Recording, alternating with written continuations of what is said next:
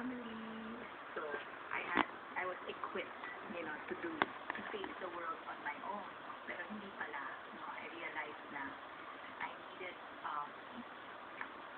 support, and not only with my family, but also a personal support, relationship with the Lord. Okay, kasi dati, parang, parang tinatawag na Sunday Christian lang, gano'n, hindi ako masyadong, hindi ako masyadong nagdadasal, pero na-realize ko na having a personal relationship with the Lord would make a very big difference in my life. Kaya nga, doon rin ako na-introduce sa homeschooling, no? Dahil nga sa, I got to meet people who also had relationships with Jesus Christ.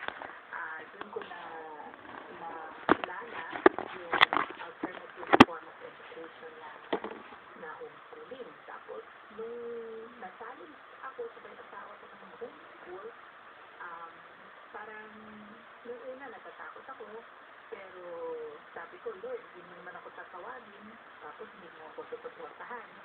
So nag-decision kami to do it. Lalong-lalo na kasi nakita ko yung mga anak ng pastor namin na ganun din ang ginawa niya. Iba talaga pag yung buhay nakikita mo. Talagang makukonvince ka eh. No? So, na-convince kami. Tapos, nag-concentrate lang talaga kami sa pagtuturo sa mga anak namin sa bahay, not knowing na yung pag-research namin, yung pagbabasa namin, yung ang dami namin matututunan na gusto namin ibahagi sa ibang mga magulang.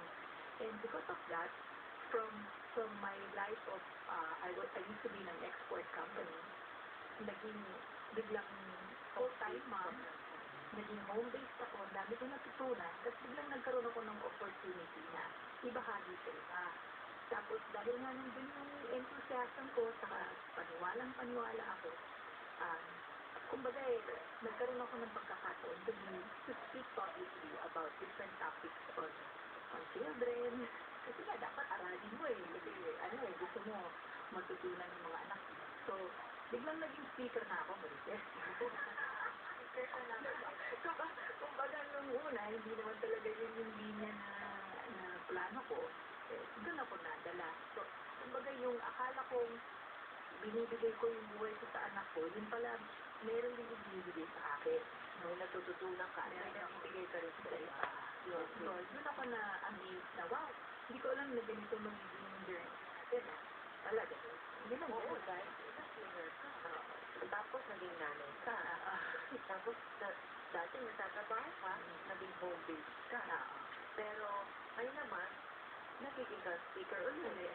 So parang meron lang siyang circle na iniikutan at nabibigyan din ng pagkakataon naman ng experience mo yung individualism. At once a week, na-makeup ka rin para sa natin klaro. Para naman mag-minister ng mga tao. So, you would say na fulfilled ka. I know that I'm where God wants me to be. That's the best place. Yeah. Anywhere. Yeah. Ayan, Mommy, nagato ka na. Sabi mo kanina, no regret. Okay? Pinalikuran mo yung pagiging doktor mo, pero nagagamit mo pa naman yung profession mo. Yes. So, ngayon, alam ko, at alam ng marami, na ikaw ang bunso sa siyam na magkakapatid. Okay? Hindi ba masyadong nakaka-pressure yung mga kapatid na nauna na sa'yo, nakatanda sila? Lahat sila achievers. Pressure talaga. No, siguro nung mas bata-bata ako na, yun nga, at the time na Christian commitment lang, na yung fulfillment mo is based on your own merit. Tapos, kinocompare mo yung sarili mo sa mga ate at sa kuya mo, tapos meron kang pressure. Yun, medyo, nung time na yun, that was about 20 years ago. But as you learn na ang fulfillment mo lies on if you are doing the will that God has set out for you. Iba-iba tayo eh. So, doon, you embrace it and yun na, blooming it kung saan ka man niya ilagay. Which, I think yung sinabi ni Richie kanina, more or less yun din ang nangyari sa akin na homeschooling opened so many doors. Kasi nga, ang akala mo, magtuturo ka lang sa bahay and everything. But then, at some point, yun na nga, naging involved ka sa maraming mga opportunities. And let me just share na, ang naging bunga nito is, not just kasi may na-feel ako noon na hindi lang pwede mga anak kong mag-benefit sa ginagawa ko, nagre-research ako, gumagawa ako ng PowerPoint, at hindi ganyan, tapos mga daming art ideas.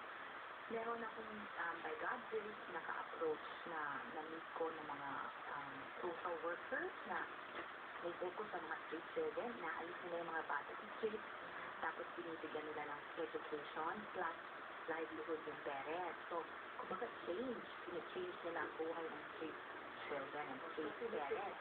Oo, sa nangyari, sabi ko, since renounce sila, this is done by the Center of Community Transformation, CCC, in the arm of Visions of Hope.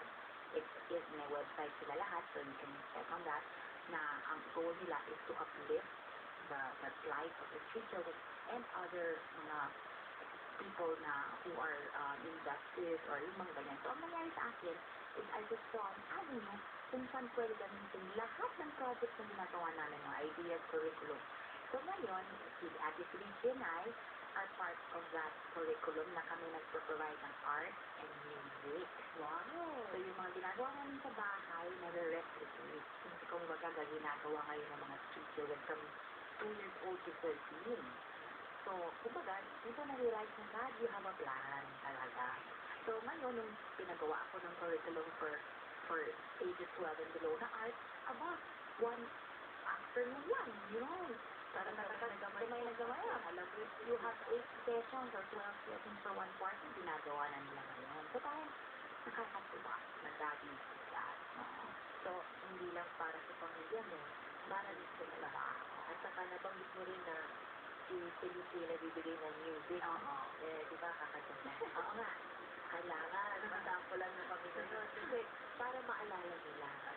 Yung Para ganda ng post. para din sa mga nagko-contemplate na magbago and mag-change, no?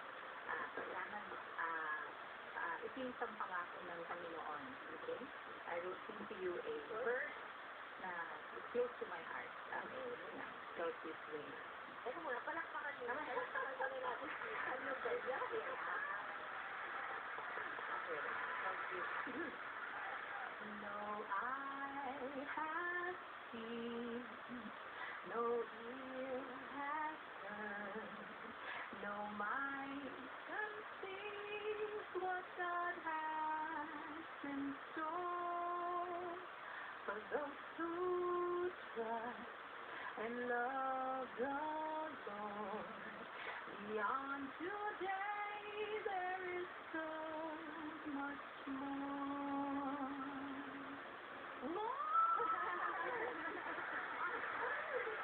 Ay, naku, pinapunta naman ako sa Philip. Pangako yan, pangako. Oo, pangako. Bumalik ka na sa pagkanta. Yan. Oo, ganda yung message. Yan, nakita naman ninyo ang yaman-yaman ng mga change champion natin sa mga resources, talent, and abilities. At yan po ang ini-experience ko at sinisavor sa pamilyang ito.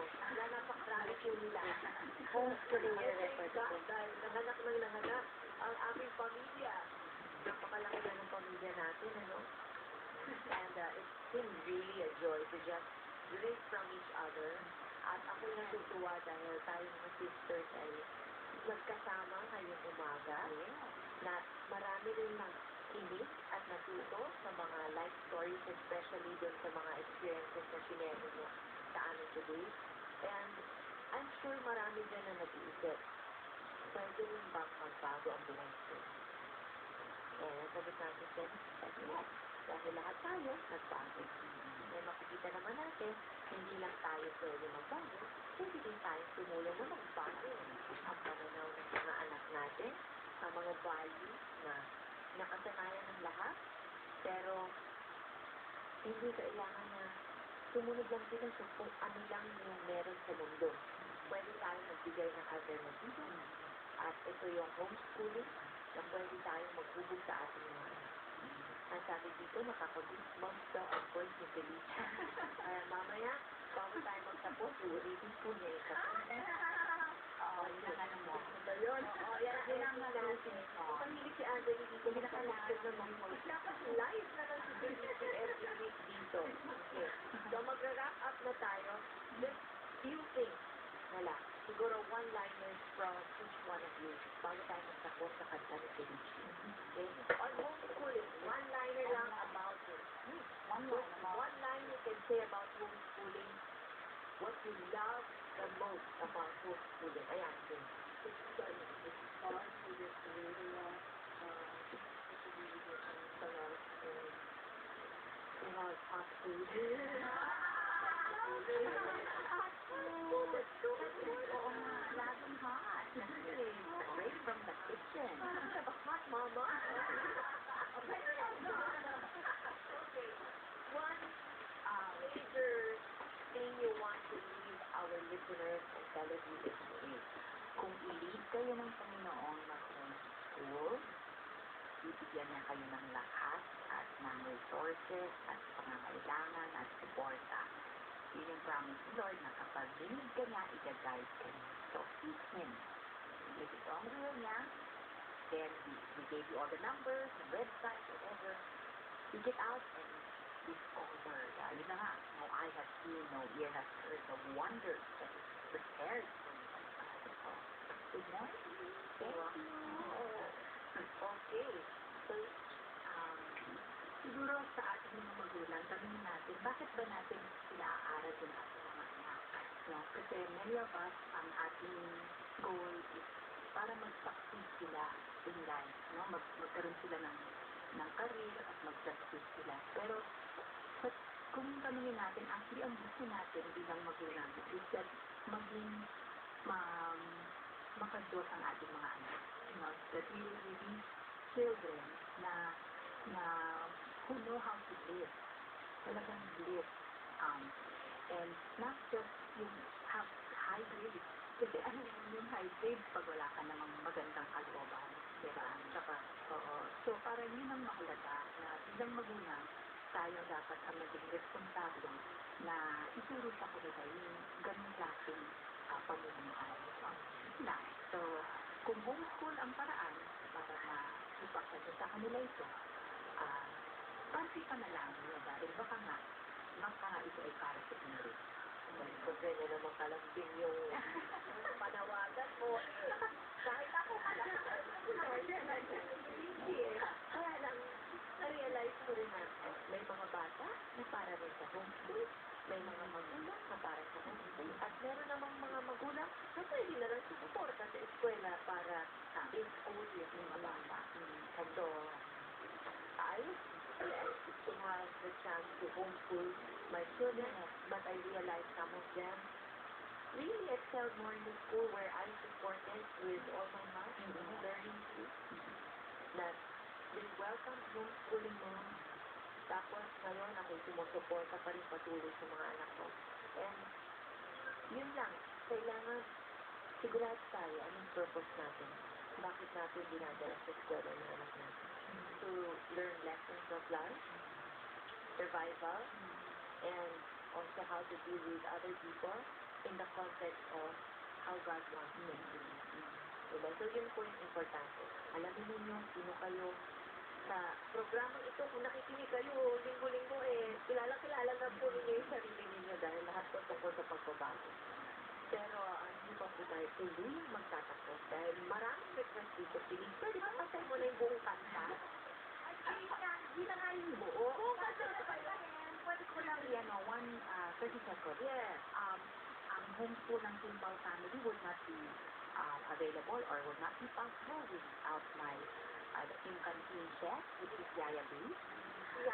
Taga-check ng papers kapag ako yung sinumbulunan, si Yaya Mary, at ang librarian namin na si Yaya Dam na naghahanap ng Panginoon na nawawala. And, of course, si driver Mario, ang aming driver of the school bus.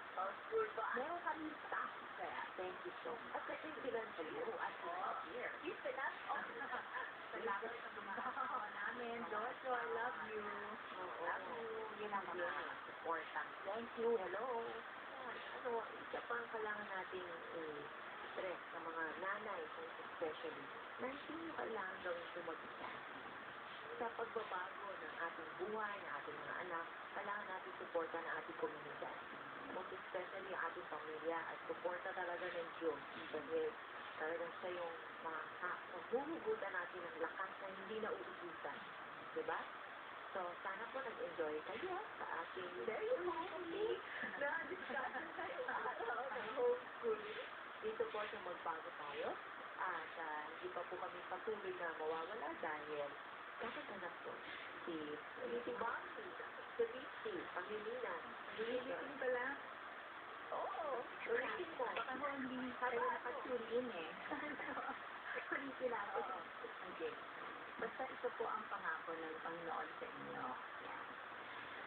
No eye has seen, no ear has heard, no mind Nire-record ko mo. Nire-record ko siya. And love the Lord. Beyond today, there is so much more. Thank you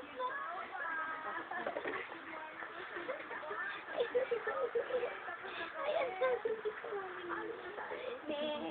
Good morning po dahil marami pa pong programa susunod sa akin. Parang ginawa na namin ang bahay sa Magbago Tayo.